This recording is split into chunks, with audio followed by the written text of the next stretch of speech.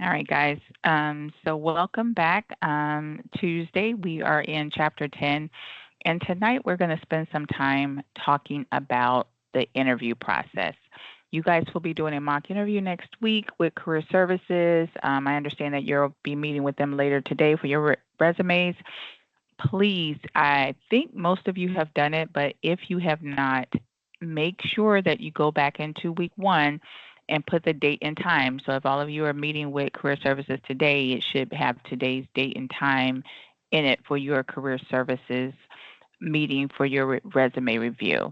All right. I want to make sure you get points for that. So in chapter 10, and also just to make a quick note about your midterm. Please remember that your midterm is open, guys. Your midterm is open now. You don't have to do it. It's not technically due until Thursday when it's officially the due date, but it will stay open through Sunday, right? So all assignments, including your midterm, opens on Monday, ends on Sunday. So I do want to point that out to you. The midterm is open book from chapters 1, 2, and 7, and then chapters 3 and 10 from this week. So just be mindful of that. I just wanted to bring that up. Now, we'll be in chapter 10 both today and tomorrow.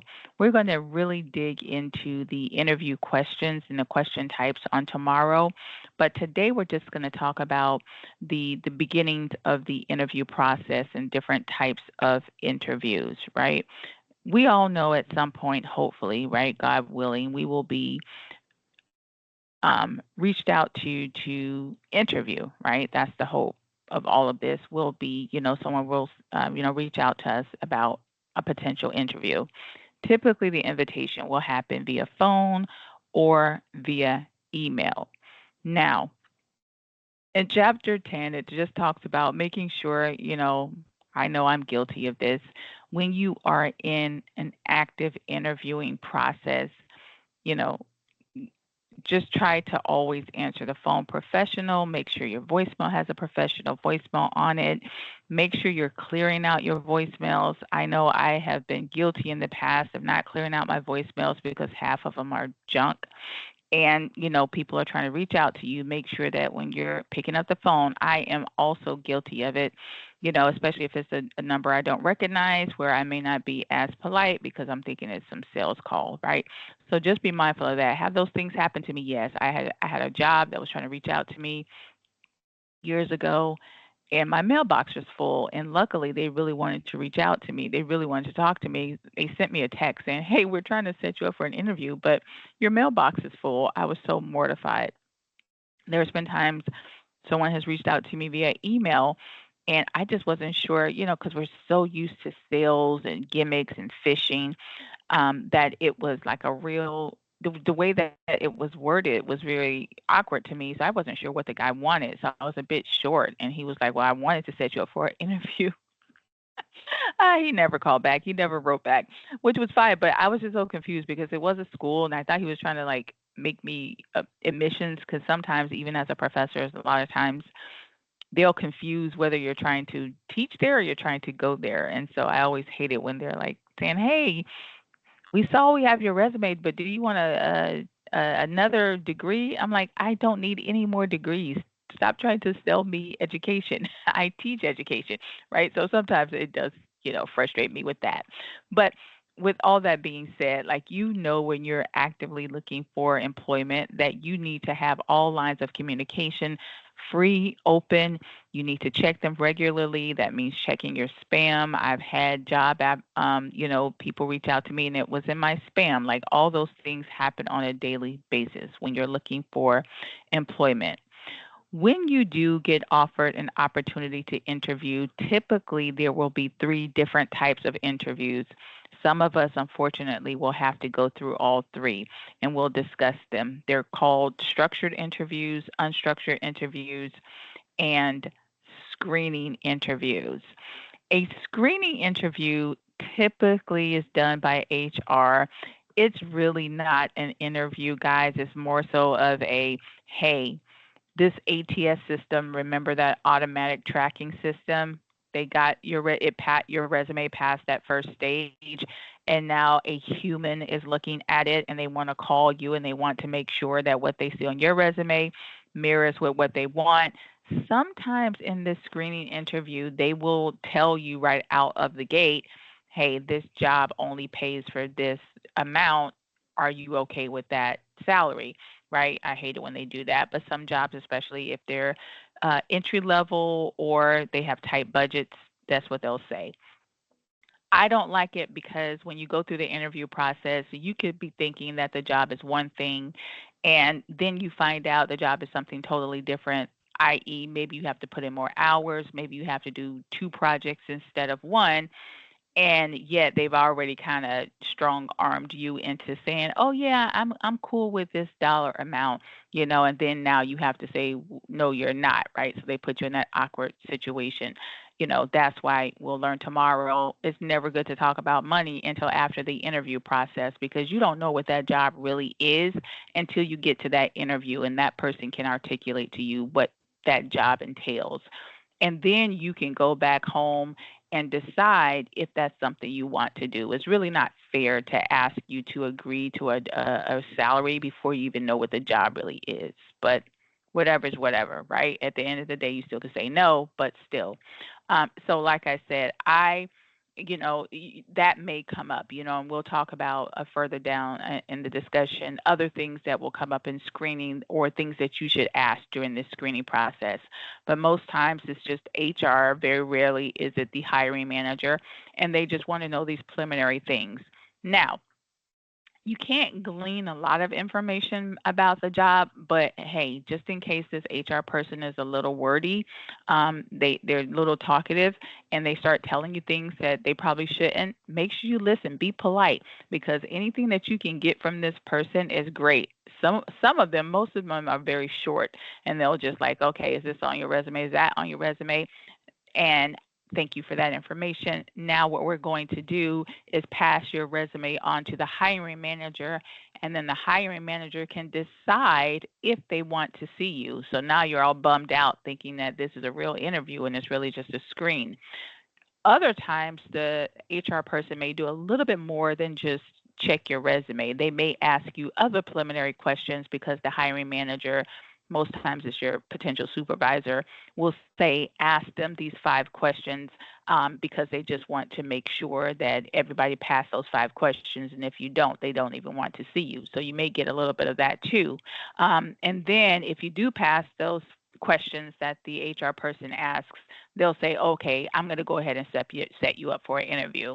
So it can go one of the two ways. Either they're just going to screen you and pass it on to the hiring manager, or the hiring manager has given them the autonomy to ask those questions and then decide who gets to see them, right? So that's typically how the process goes, because the HR person's job is to, do the advertising and to make sure that the person has the right credentials, but they don't make the decision. So just know that HR doesn't make decisions on people. They just facilitate the process.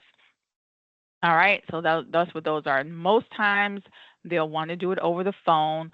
It's a good indication that it's going to be a screening interview if they say 15 minutes or you look at the time slot and it's only 15 minutes.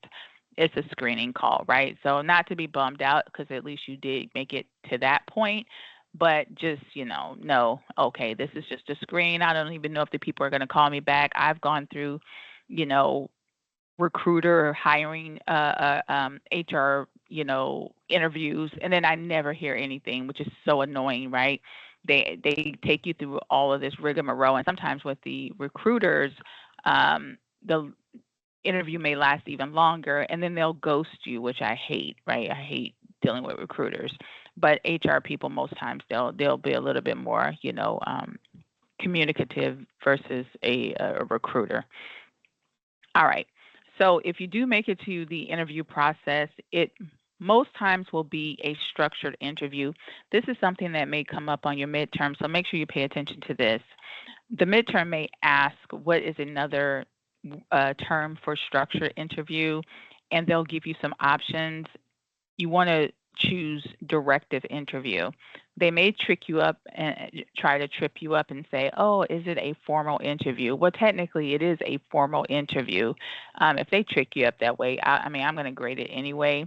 But just know it's a directive interview. But I'm not going to count off if you say formal interview, because it is a formal interview, but it's known as a directive interview.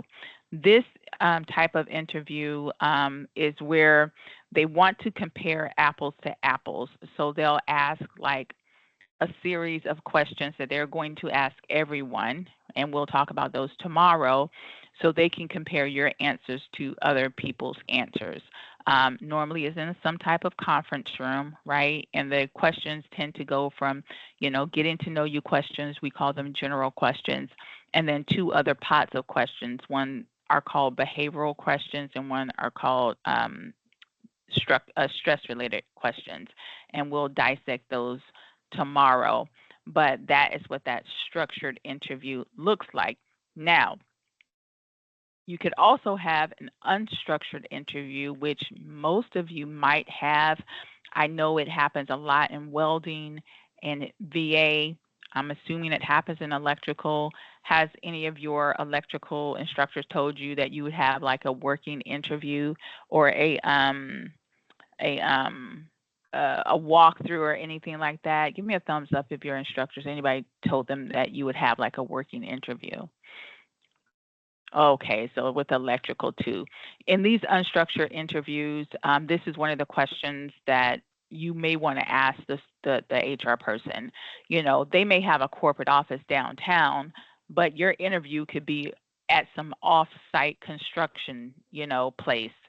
You want to make sure you know where you're going. So you may be assuming, oh, I'm going to have, my interview at this place downtown, and my apartment's like 10 minutes away. And lo and behold, you're actually meeting them at the construction site that's 40 minutes away. So make sure that HR person tells you where that meeting is. They should, but people are people, and sometimes they forget. They say, "Oh, okay, well, we'll see you here at 10," and you're thinking, "Okay, here is the corporate office, and here could be their construction site." So make sure, if the person tells you verbally, most times they'll follow up with an email as opposed to verbal. Pay attention to where the interview is, because it could be at an off-site remote location. Sometimes these interviews may start out formal. They may have you sitting in a conference room talking to one or two people, and then they may move into an unstructured environment. Maybe they're walking you around. Maybe they're talking to you as they're walking you around. Maybe they want you to do some type of demonstration, right? This is something that you definitely want to ask the screener. Another question is, will I be expected to do any types of demonstrations? That way you'll know how to dress, right? You don't want to wear, clothes that you don't want to get, messed up. If it's going to be an unstructured interview, you may want to wear steel-toed boots or whatever if you're going to be on some type of construction site, or you may want to bring your toolkits. You guys know the drill, right? So that's something that you want to ask her. Another thing that you want to pay attention to is, I'm going to come back to that, if it's a panel interview. So if it is, a structured interview, they may have more than one person there. So that's something else you want to ask her. Oh, will it just be, if she says, oh, I'm going to, give this to Scott, and then I'll follow back up with you. And you can ask her then, will I just be meeting with Scott? You just want to know, Scott Smith, like try to get his name, because we're going to go do some research on him. Oh, you're going to meet with Scott and Sarah. Okay, now I know it's going to be a panel interview. Again, don't assume that these people their goal is to prepare you for the meeting. So they may not tell you everything you need to know. So you have to be intuitive enough to ask those questions. You want to know who you're going to meet with, not just because you want to bring enough resumes. It's because you want to know first and last name who you're going to meet with. And then what you're going to do, you're going to go to LinkedIn, you're going to Google these and look up these people to see what they're all about. I always do that. It helps take the edge off, because nobody likes to talk to strangers. and you get to see what they're about, and it just humanizes them, and it's like you get to meet them before you meet them, right? You always want to do that, and you may learn some cool things about them, how long they've been at the company, where they went to school, maybe they went to Southern Tech, you never know, right? So it's good to try to get their first and last name.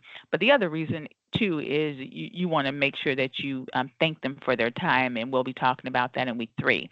So that's something else you can ask the HR person, like, who are you going to meet with? Make sure you know what location you're going to be at. Very, very important. All right. So going back a little, I know I don't have to say this, but I'm going to say it. Please do not show up at a company you don't know anything about the company. Like they are assuming they are assuming that you are at that company because you want to work for them. So they are assuming that you know if they're one company or if it's a franchise or if you know they're global or if they're local. They expect you to know those basic things. When they do their first introductions, they will talk to you as if you know something about the company. This is the time where it's you build the rapport. So you want to be able to nod your head in agreement when they're saying, yes, we are a global institution and we just got that contract in Tampa. This is your time to interject and say, yes, I saw that in the news that you guys got that. How are you going to get that information? Number one, you're going to go to their website. You're going to see what they're talking about. If you look on people's website and you scroll down, there's always a section about us, news, in the news. They're going to have certain things that you can learn about their company. Look to see who the CEO is, how big the company is, what their products or services are, like really basic stuff, guys. Make sure you know those things. You don't have to memorize it, but have some familiarity with the company. So when they start to introduce themselves and we'll talk about building rapport tomorrow, you can interject. You can let them know, yes, I know about your company. I've done my research, right? So make sure you know things about the company. Um, Again, in the job interview itself, obviously you're the focus, but guess what? They're the focus too. Why is it so important to have your long term goals in mind? My friends, when you are interviewing with these people, luckily for most of you, last time I checked the job boards, many of your fields are still in high demand. So this means that you may be getting more than one offer, right?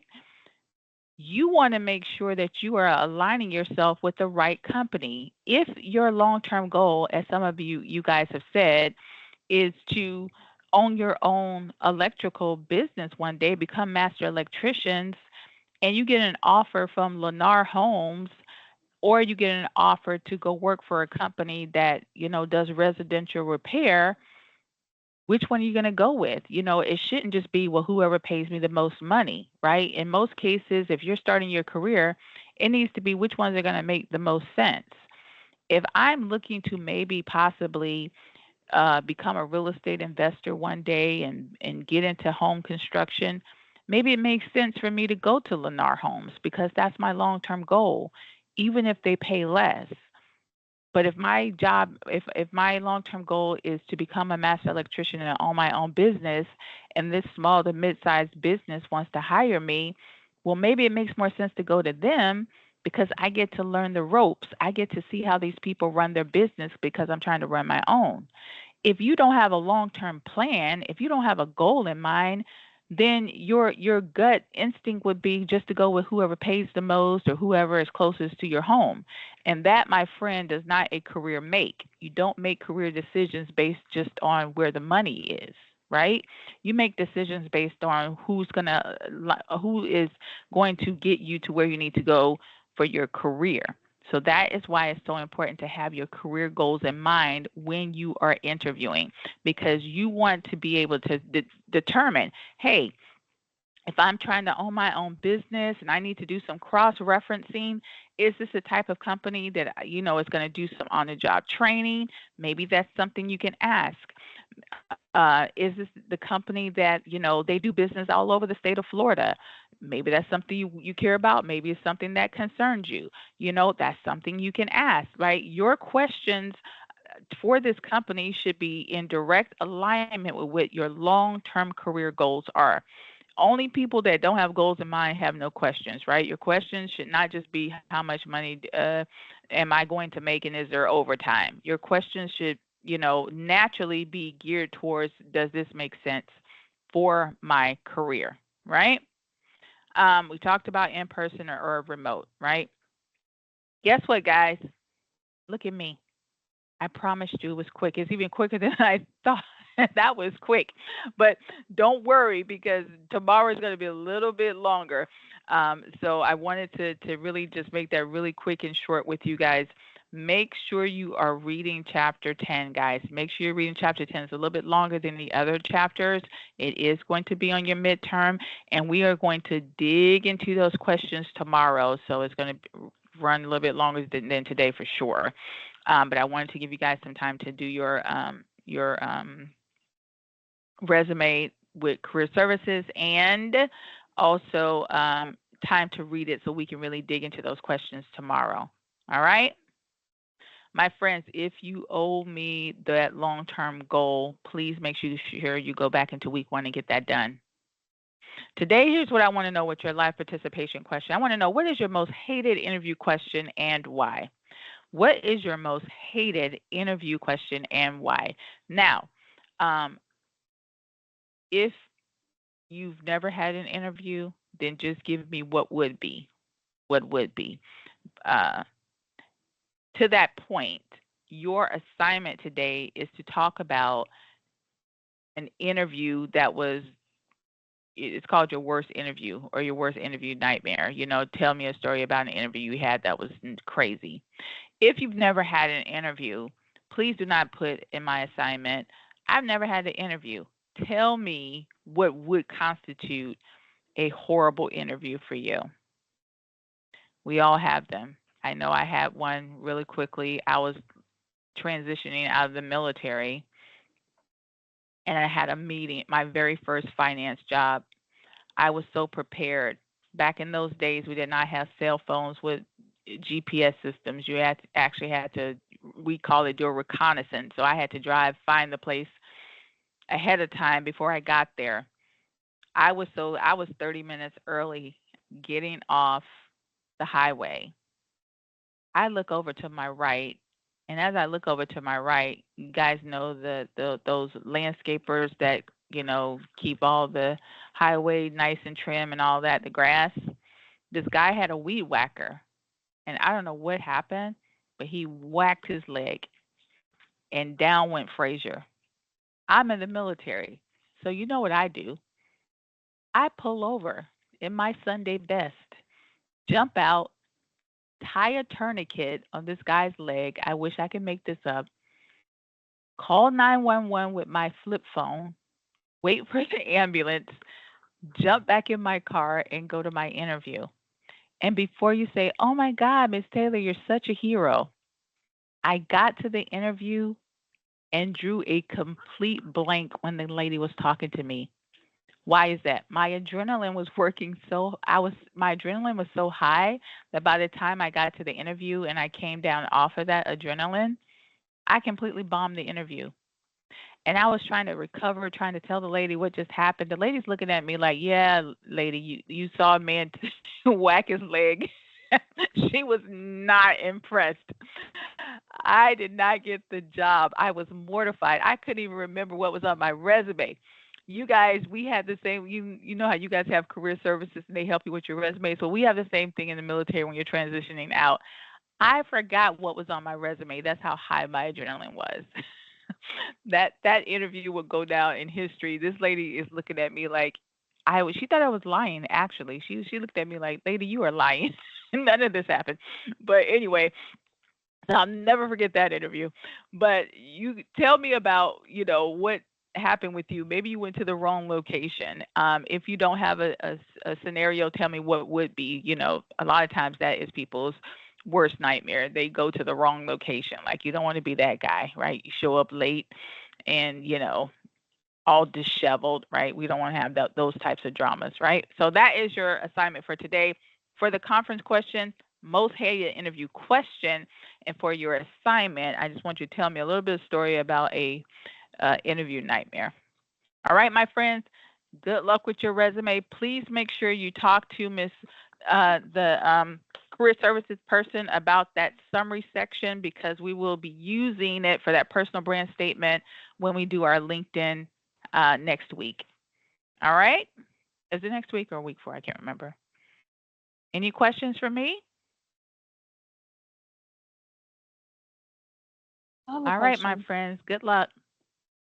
Have a good Uh, evening. have a good evening. Thank you.